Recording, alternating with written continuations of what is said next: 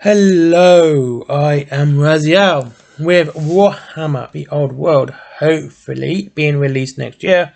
I want to do a series on armies that would be able to be played in both Warhammer Age of Sigmar and Warhammer The Old World, focusing on the models that are from the time period of the new system coming out. So, a character like King Lewin Loansa of Bretonia would be a hard pass, as he would not be alive during that time. The time that the old world is set in. Whereas Valkyr, the Bloody, would be carving up mortals in the name of Khorne during this time period. Now, my best guess it is going to be around 1979, not, during the 70s when Bay City Rollers were popular. I don't know, that time period, but of the Imperial clock or calendar. This is when Margarita was crowned Empress, but she wasn't recognised by the Grand Virginist. God, they do make up words, don't they?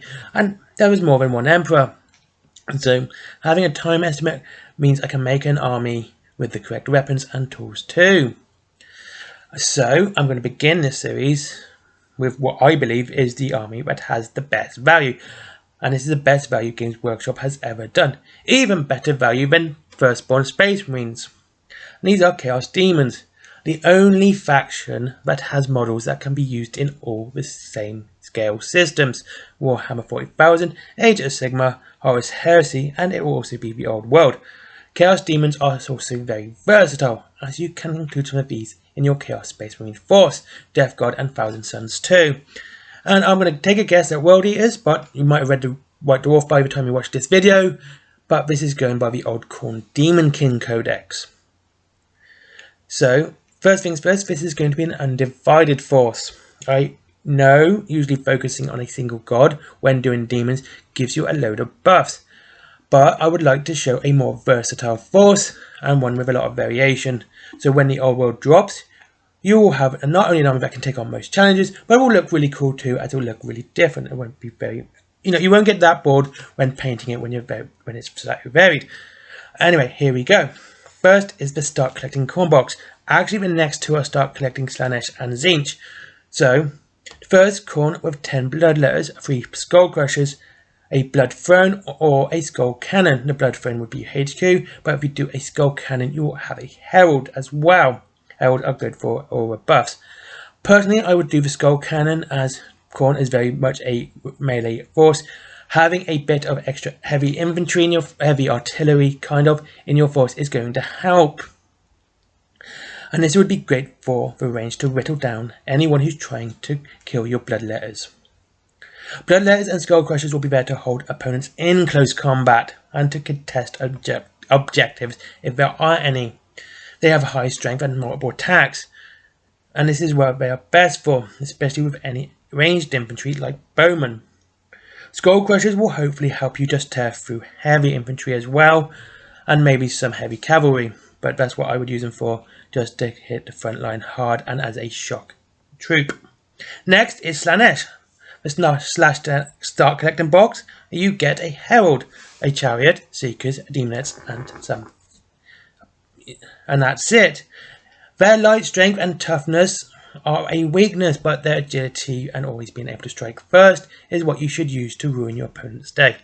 They are fast and deadly, and I would use these to just tear through any opponent's melee or scouts, stealing forward positions and creating havoc as they run back to their front lines. Seekers and chariots are great to outflank and wreak havoc on your opponent's cavalry. The herald can be a sorcerer too and add some range, but honestly this is not something I would become dependent on. Basically, with these, you want them to strike first and hit hard. They won't last long. And that is it. And hopefully, once you've got forward position in the flanks, you can go through Slanesh's favourite position too, in the rear. Anyway, Zinc is this wonderfully valued box. It is the best box Games Workshop has ever made. And yet, that beats Dark Imperium by a mile. You get pink horrors, a herald, a chariot, and flamers and screamers. If you're savvy, an exalted flamer too. If you make the chariot with the herald on the chariot, which I would, you would have an exalted flamer too. Now this actually makes a chariot worth more than the Start collecting box alone. An Exalted Flamer is £30. A Chariot is also £30. This makes it £60 for 2 models, and the box is £57.50. So you are saving a lot of money straight away just by with those two. Anyway, this box is your ranged and magic box. Picking up the Lanets on Fiends and Seekers. I think they are. Anyway, Seekers on the flanks. And when they finally fall, you'll have them just to back it up.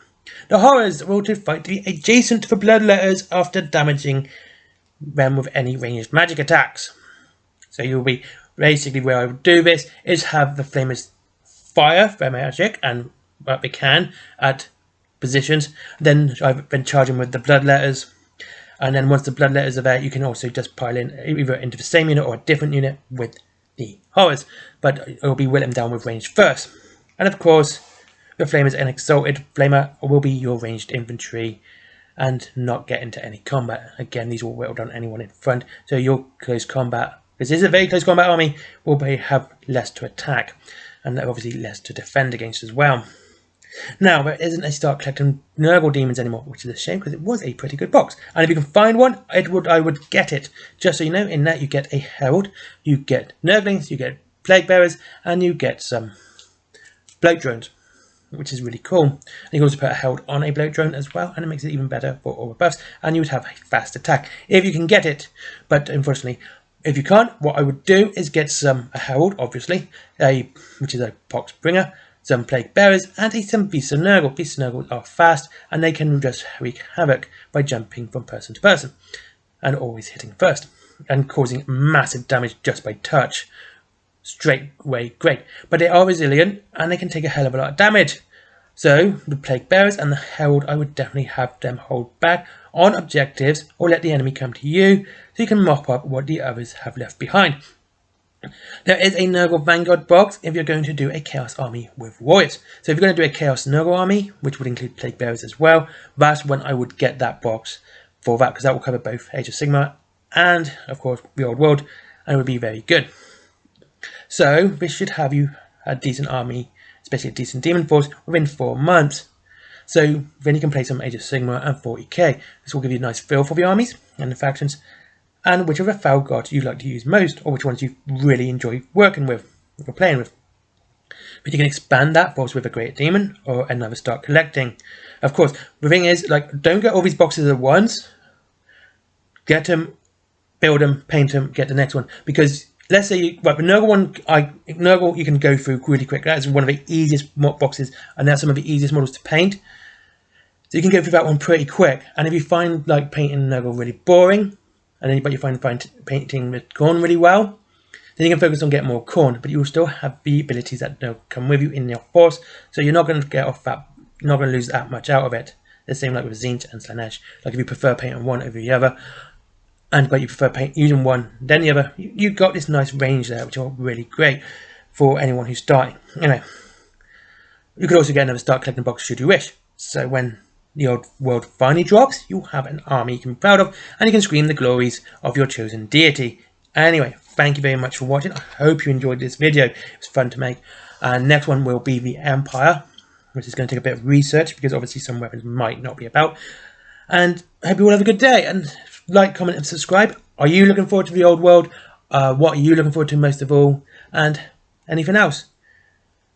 Well, and that's about it. Thank you very much for watching. Have a great day, and like, comment, subscribe, do all that fun YouTube stuff, and I'll speak to you soon.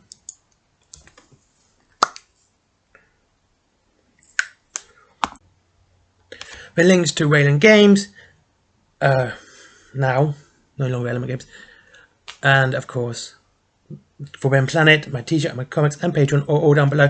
Patreon, it's just £1, honestly, and you get your name up here at the end of every channel, every upload, and that's it. Yeah, thank you very much for watching again, and see you all soon.